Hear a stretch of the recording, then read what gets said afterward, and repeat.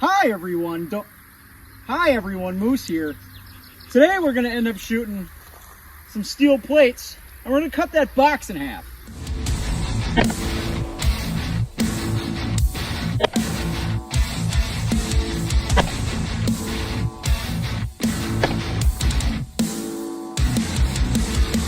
So what we're going to do is we're going to shoot this AR 500 steel plate armor from 2017, and it is level 3 plus. Look at that. And we're going to show you why steel plates aren't good, and then explain kind of why after. First, we're going to shoot a 9mm, then we're going to go to 5.56 and a 308, and show you why they're bad. So first, we're going to be shooting some 9mm ball ammo, and then the next, we're going to be shooting some 9mm self-defense hollow points, and then we'll hopefully cut that box in half with a 9mm. First, I'm going to be shooting 3 rounds of ball, 9mm, and then the next 3 are going to be the hollow points. And we are about 10 yards, I'd say. 8 to 10 yards, something like that.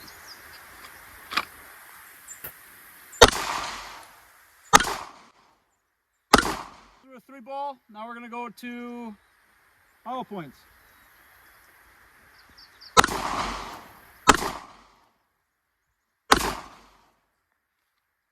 And we are clear.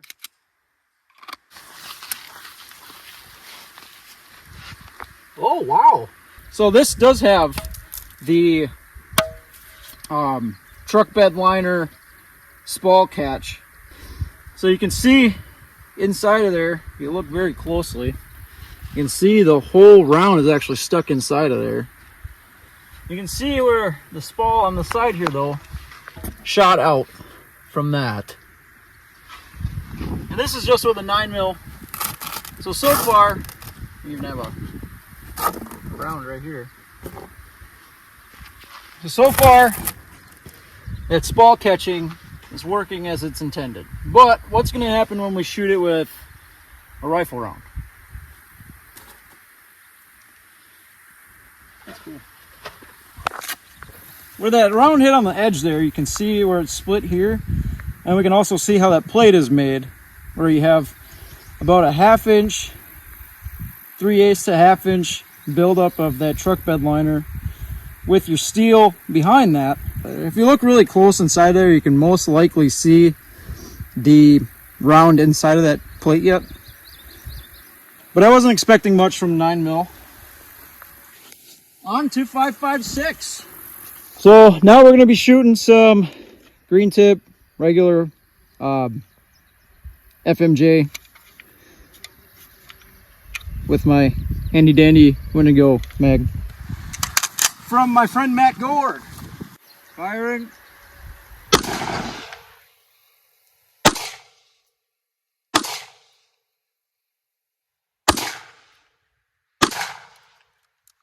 Holy cow, it smells. If you can smell it, it smells like wet paint or burning rubber mixed together. But you can see that that Spall protection is falling off. We did get a little Spall out the side. It did rip it open, and you can see on the box there where that is starting to penetrate that box. Let's go hit it with some more, and then we're gonna move up. 5 more rounds of 5.56 into this plate from the handy dandy BRN 180. Firing.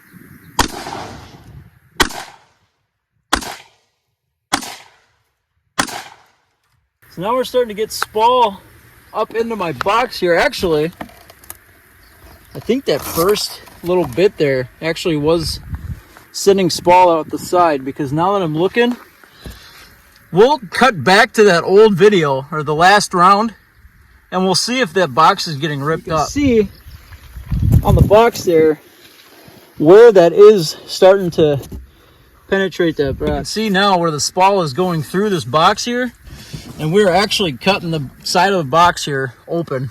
See right through that box there now. And now we can see the inside of this plate, whew, it's hot too. The inside of this plate where the impacts are, those are all rifle rounds. The 9mm didn't do much for the impact, but we're starting to get a lot of that Spall protection ripping off. We're gonna hit this one until we cut this one with 5.56, and then we got a new plate for some 308 action. All right, so we're gonna hit it with 10 more rounds of M855.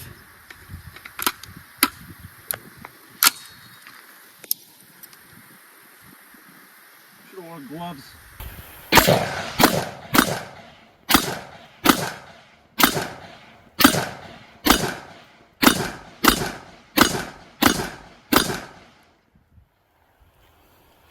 So I don't know if you can see how smoky that gets, and I don't know if that's from the dust or if it's actually from the Spall cover, which is now all book. But that's also not safe. But you can see how that Spall collector works. You can see there's metal pieces in there.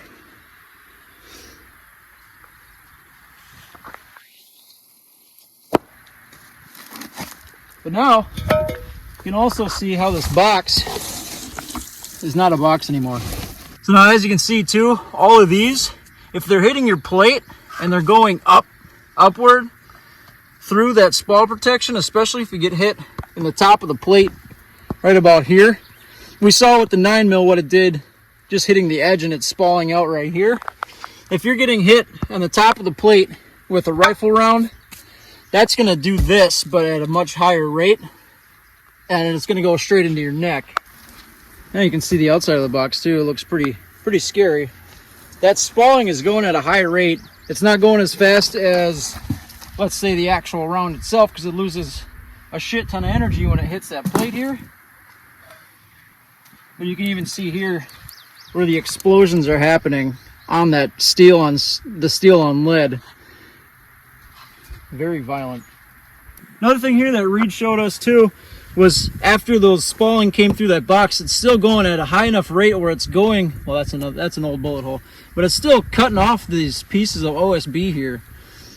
So now we got a fresh new AR-500 steel plate, same level, same everything, same manufacture date, level 3+.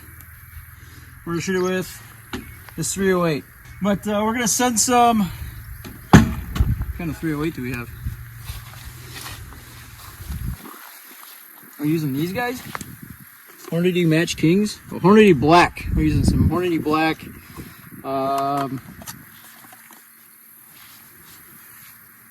Muzzle velocity 2850, 155 grain AMAX 308.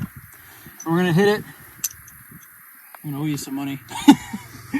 We're gonna hit it with a couple rounds here. Oh, we're already loaded up. All right.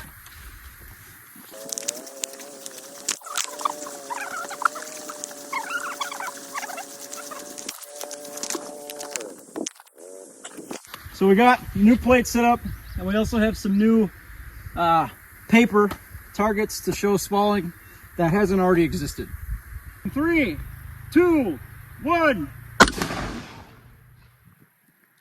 Jam. As you can see here, you didn't get any Spall on these sides. This little bit of gray dust, that's from the spit back from that Spall collector, and then this here is just from the plate bouncing up and scratching the paint. You know, look at this. That it's part of the actual round. It's part of the jacketing. I'll say this thing has 2 more shots and it's dead. After looking at this target a little bit further, I did notice that all of this dust that I was talking about is actually spitback Spall. As you can see where it went through the target on the back there. Very minute little specks, but still quite dangerous if it's going up into your throat. Same with this side here, and then a pretty big chunk right there going through this side. Yep. So with that failure to extract, a lot of times that's either has to do with your buffer and buffer spring being either too heavy or too robust, the ammo not having enough gas in it to push the entire bolt back, or the extractor pin inside of there isn't doing its job and you need to replace that extractor spring to push harder. There's a couple different things, but usually those are the three main of a failure to extract. Firing in 3, 2, 1. Oh, I hit it here. There's spalling.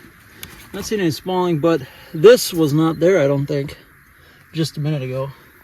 I did hit it low, so I wasn't expecting too much. Oh yeah. That one shot close to that bottom there totally ripped that bottom part of that spall cover off. Because this first bubble wasn't even that big. It could have peeled it up a little bit, but this whole bottom part was still intact. We got a lot of spall in there. Now we'll hit the top side and show you why not to wear steel plates and what it'll do to your throat. Giving Colombian neck ties at 2,800 feet a second in 3, 2, 1. This one ripped open on the side here. You can kind of see where that spalling is. Hitting on the back side there. Right in there. We'll hit it one more time here. Firing 3, 2, 1.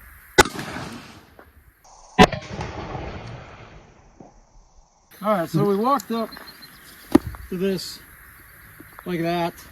As you can see, our whole target's obliterated. This was the front spall collector for that plate there. As you can see, looks like fireworks went off. And that's kind of what it's designed to do. It'll catch your spall like this. You can see all those little sharp metal pieces. That's what it is catching. But what it's not catching is the stuff ripping through the top, like I showed before. As you can see, that last shot literally cut our target in half here.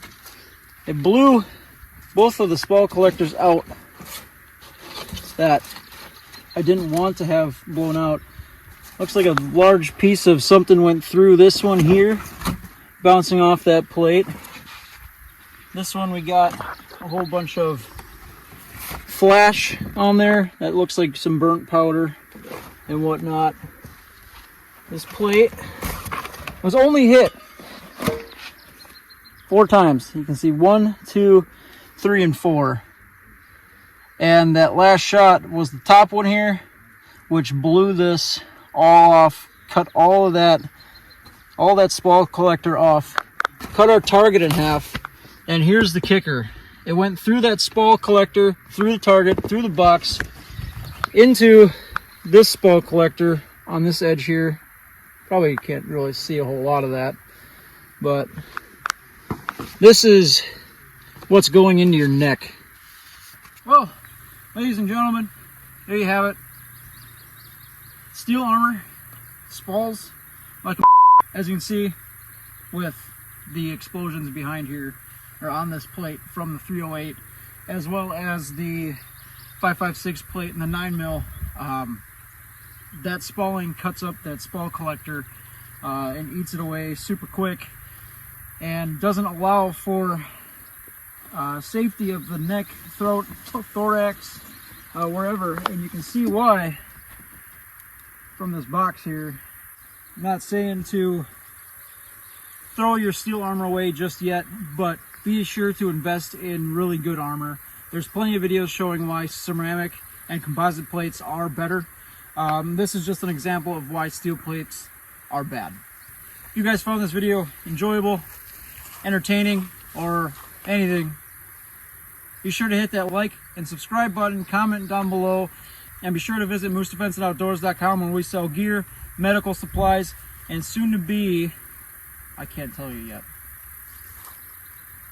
but be on the lookout. There's some new stuff coming. Get you guys some chest rigs, some sick merch, and also pre-order these 2 shirts right now. Do it. I don't know what I'm saying anymore. It's hot and I'm thirsty. Bye.